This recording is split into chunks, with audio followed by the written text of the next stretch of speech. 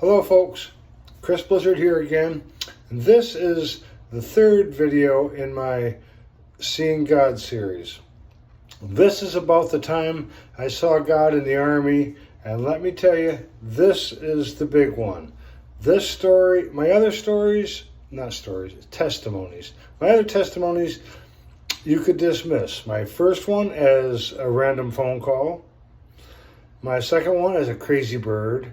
This one can be nothing other than the work of the hand of God on this story, okay? This is testimony, not story. Every word I'm going to tell you is true. Every word I'm going to tell you here today is true. Now, let me set this up.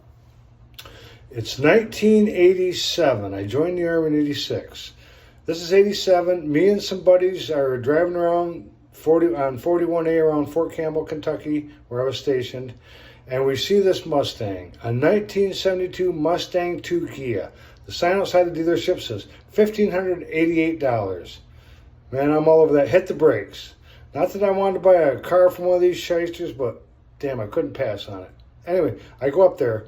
This car had 60-some thousand original miles. A 72, little white one, two-door, black top.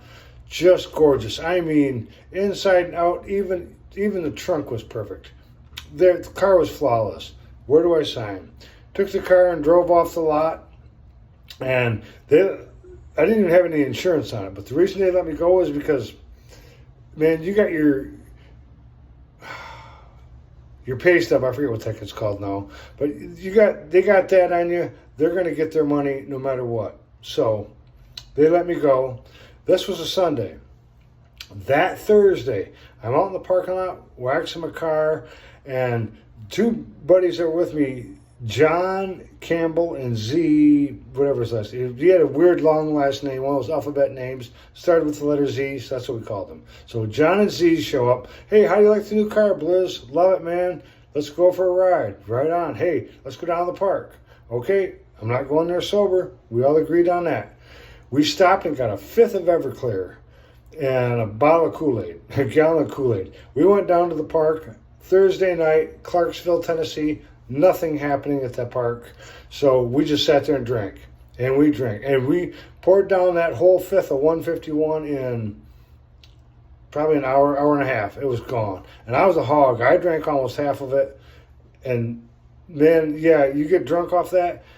But I was not as drunk as I was going to be. We drank it too fast. So slapped the gear and drive, pulled out of there, heading back to Fort Campbell.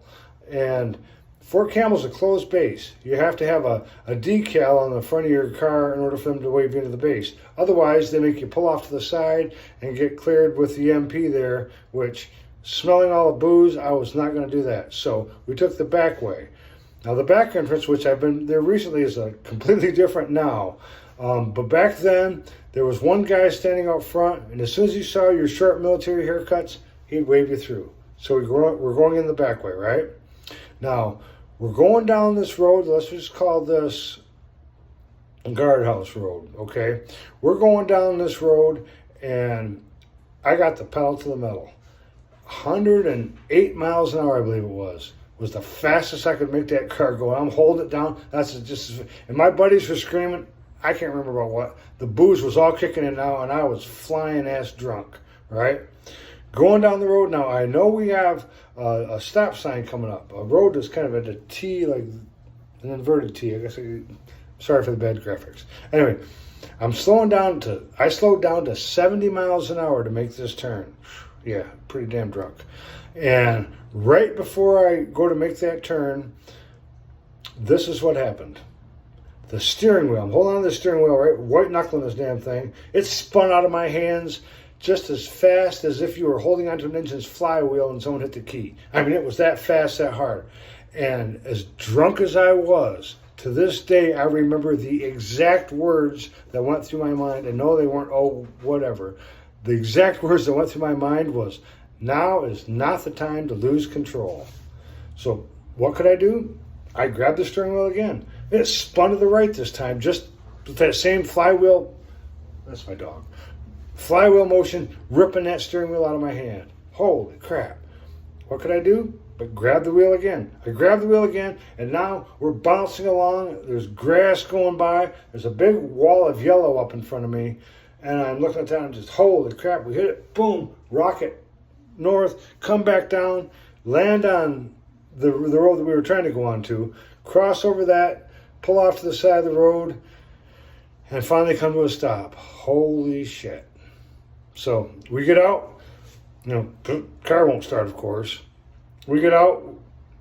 Car looks okay, but it will not start. Damn, what are we going to do? We walk back to the barracks and pass out. The next morning, we get up and we go back to that site. And right where the car went off the road, we saw the tire tracks.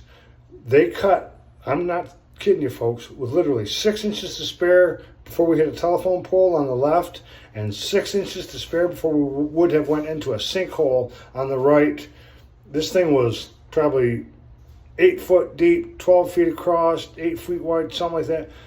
It would have been instant death had we hit either one. Instead, we went with exactly 6 inches to spare on either side. And then that yellow wall I hit, that was the sand embankment. Holy crap. But looking back at that scene, folks, for one, there's no reason that steering wheel should have ripped out of my hands like that. Not once, not twice, but it did. Plus, think about this. Don't do this, but think about this. The next time you're driving your car, if that steering wheel suddenly spun to the left and you're going 70 miles an hour, what's going to happen? Your car is going to roll over like a, sorry, damn phone call. Your car is going to roll over like a discarded beer can. It didn't. My car executed a maneuver that you couldn't have done that if you were a professional car driver, race car driver. There's no way. For that steering wheel to whip twice out of my hands for no damn reason. It's not like even a steering thing broke and we lost control, because the car still steered afterwards. But that steering wheel spun to the left and then spun to the right, and we executed that perfect maneuver. And that's how I know God is real. Whenever I start doubting the existence of God, maybe the phone call was just a weird coincidence, maybe the bird was just a weird bird. No, that steering wheel, that could not have happened had the hand of God not been holding that car to the ground. And the reason that steering wheel spun like it did, because let's face it, even if God was going to pull off that perfect maneuver, he wouldn't have had to spin the steering wheel. The reason he did that is because I was so dang drunk. He wanted me to remember that, and I did, and I still do. He wanted me to know that that was him, just like the reason he sent that bird. Because remember, I saw him in the phone call, and I blamed him for interrupting my little sexcapade. When he spun that steering wheel out of my hands, I knew then and I know now that the only thing that could have caused that was God. He was showing himself to me in full glory, not just by surviving us through that thing so I'd wake up the next morning and go, oh, damn, I got lucky there. No, he spun that steering wheel so I would remember what happened.